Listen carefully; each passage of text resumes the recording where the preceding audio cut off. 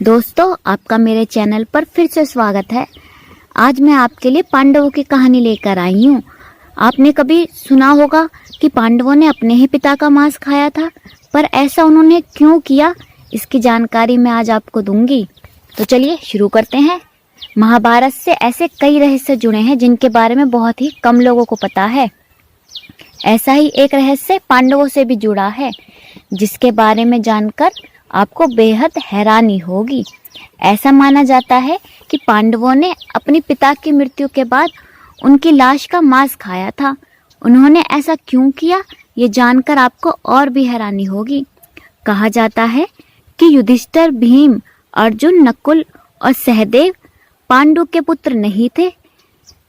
पांडु को क्योंकि ऋषि ने ऐसा श्राप दिया था कि अगर वो किसी भी स्त्री से शारीरिक संबंध बनाएंगे तो उनकी मृत्यु हो जाएगी। इसी के चलते उन्होंने कभी भी अपनी पत्नी कुंती और माद्री से शारीरिक संबंध नहीं बनाए।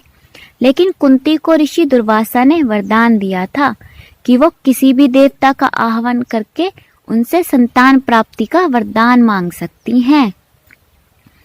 महाराज पांडु के कहने पर कुंती ने एक एक कर कई देवताओं का आह्वान किया। इसी प्रकार माद्री ने भी देवताओं का आह्वान किया। तब कुंती को 3 पुत्र मिले, युधिष्ठिर, भीम और अर्जुन, और माद्री को 2 पुत्र मिले, नकुल और सहदेव। माना जाता है कि एक दिन पांडु खुद पर नियंत्रण न रख सके और उन्होंने माद्री से शारीरिक संबंध बना लिए। ऐसे में ऋषि के शाप के अनुसार महाराज पांडु की मृत्यु हो गई।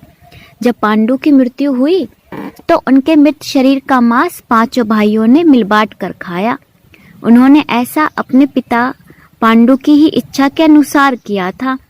क्योंकि 5 पांडव उनके वीर्य से पैदा नहीं हुए थे, इसलिए पांडु का ज्ञान और कौशल उनके बच्चों में नहीं आ पाया।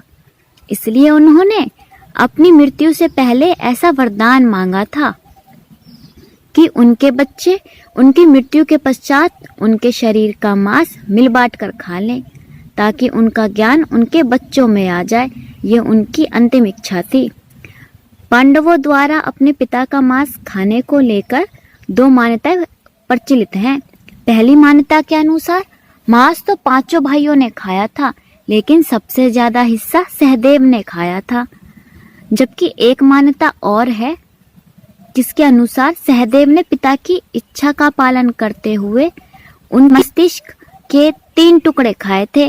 पहले टुकड़े को खाते ही सहदेव को इतिहास का ज्ञान हुआ, दूसरे टुकड़े पर वर्तमान का, और तीसरे टुकड़े को खाते ही उन्हें भविष्य का ज्ञान हो गया। 5 पांडव भाइयों में सबसे अधिक ज्ञानी सहदेव ही थे, और श्री कृष्ण के अलावा केवल उन्हीं को पता था कि आगे जाके महाभारत का युद्ध होगा। उन्हें भविष्य में होने वाली घटनाओं को देखने की शक्ति जो मिल गई थी। कहा जाता है कि सहदेव ने इस युद्ध को बताने की तो सोची, पर श्री कृष्ण ने उनको डरा रखा था कि कहीं सहदेव ये बातें सबको बता ना दे। इसलिए उन्होंने सहदेव को शाप दिया कि अगर उसने किसी को बताया तो उसकी मृत्यु हो जाएगी। इसलिए सहदेव चुप रहा। और ये सब श्री कृष्ण की ही लीला थी, क्योंकि वो दिखाना चाहते थे कि हमें धर्म के साथ तो चलना चाहिए, पर कई बार परिस्थिति ऐसी आ जाती है कि हमें अपनों के खिलाफ शस्त्र भी उठाने पड़ जाते हैं। तो दोस्तों, अगर आपको मेरी कहानी अच्छी लगी हो तो मेरे चैनल को सब्सक्राइब करें और वीडियो को लाइक जरूर करें। धन्यवाद।